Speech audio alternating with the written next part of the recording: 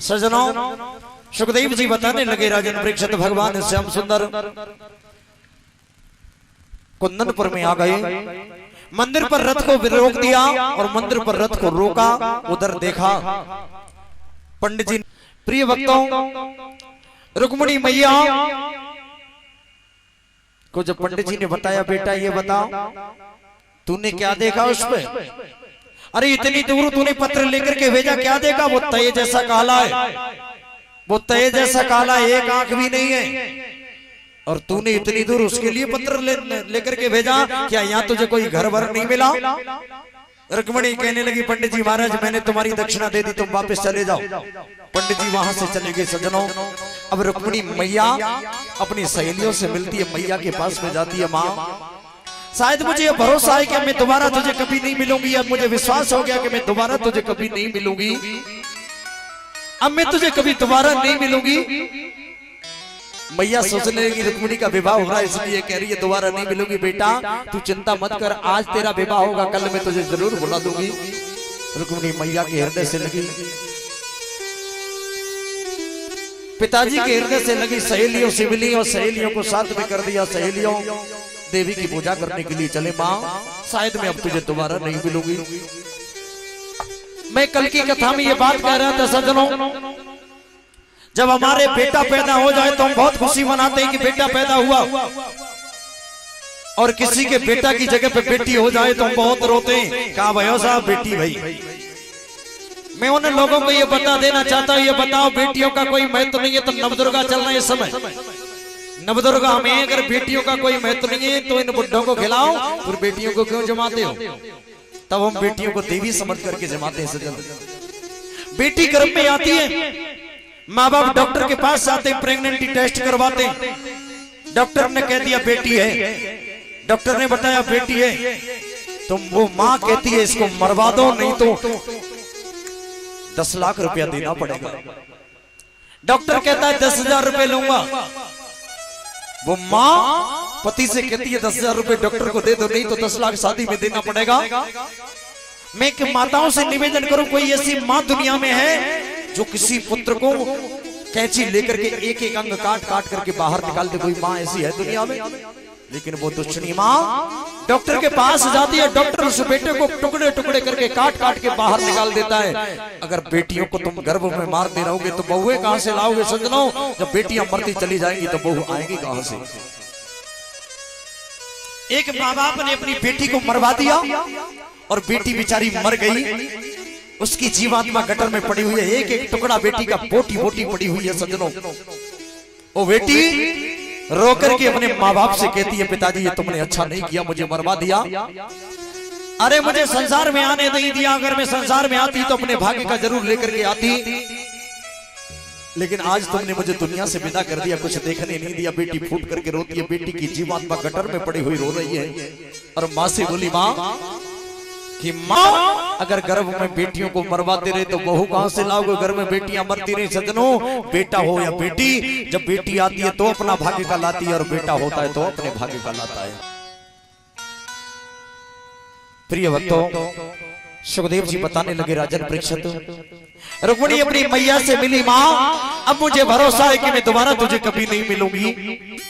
मैया से मिलने के बाद देवी के मंदिर पर पहुंची, और जैसे ही देवी मैया के मंदिर पर पहुंची, देवी के पूजन का नाटक किया। और देवी के पूजन का जब नाटक किया सज्जनों, देवी का पूजन का नाटक किया, और नाटक करने के बाद एक सहेली की दृष्टि भगवान श्याम सुंदर पर पड़ गई। सहेली बोली, बहन ये रथ पर कौन बैठा है? दूसरी बोली, बहन इसके हाथ में जो लकड़ी लगी हुई है, लकड़ी क्या है? तीसरी सहेली बोली, बहन इस लकड़ी को लो क्या है, ये पूछो जाकर के। तो सबने मिलकर के रुक्मिणी से कहा, रुक्मिणी ये पूछो ये कौन है? सज्जनों, सब मिलकर के रुक्मिणी मैया भगवान श्याम सुंदर के पास में आई। भगवान कन्हैया रथ पर बैठे हुए, कह दिया, कौन हो तुम? भगवान श्याम सुंदर बोले, मेरा नाम है कन्हैया। बोले, तुम्हारे हाथ में जो लकड़ी लगी हुई है, लकड़ी क्या है? बोली, ये लकड़ी मेरी बंसी है, ये मेरी बंसी है। बोले, बंसी है? हाँ।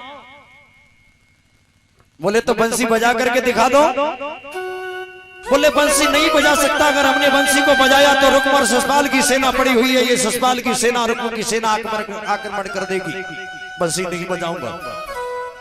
मना कर दिया, बंसी नहीं बजाऊंगा। सज्जनों, जब मना किया बंसी को नहीं बजाऊंगा, मना कर दिया, इधर मेरे भक्तों अब भगवान श्याम सुंदर विचार कर रहे हैं रुक्मिणी कौन सी है। अच्छा ये बताओ, शादी का कोई चुनाव चिन्ह मिलता है? शादी का कोई ऐसी चीज मिलती है जिससे पता लग जाए कि शादी वाली लड़की ये है? कुछ मिलता है क्या? कंगन, ये शादी का चुनाव चिन्ह होता है। भगवान श्याम सुंदर सोचने लगे, प्रिय भक्तों, रुक्मिणी को भगवान ने देखा कि जिसके हाथ में कंगन बंधा होगा वही रुक्मिणी होगी। रुक्मिणी भगवान श्याम सुंदर से बात कर रही है। बोले क्या तुम अपनी बंसी को हमें दिखा दोगे? भगवान बोले बंसी लेना चाहती हो? बोले हाँ। तो बोले ऊपर आ जाओ। जैसे ऊपर आई, बोले लाओ बंसी।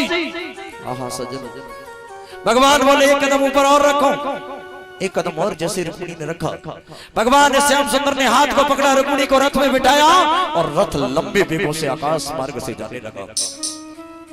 जब रथ लंबे वेगों से चला सज्जनों,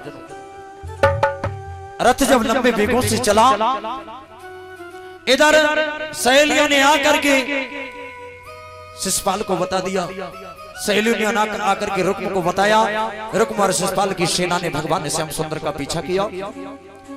उधर बलराम अपनी सेना को लेकर के आ गए और बलराम जब सेना को लेकर के आए,